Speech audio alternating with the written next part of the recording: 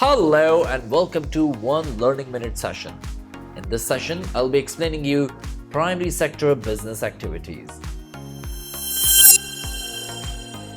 In primary sectors, firms are engaged in farming, fishing, oil extraction and other industries that extract natural resources so that those natural resources can be used and produced by other firms. Businesses operating in the primary sector are mainly involved in three things.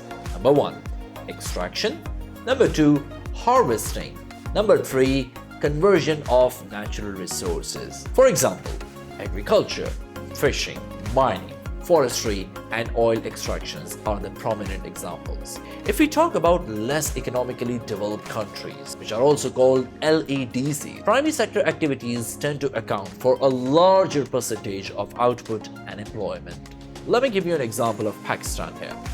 Pakistan's agricultural sector plays a central role in the economy because it contributes approximately 18.9% of GDP and it absorbs approximately 42.3% of the labor force of Pakistan. It is also an important source of foreign exchange earnings and stimulates growth in other sectors. This was One Learning Minute. See you tomorrow.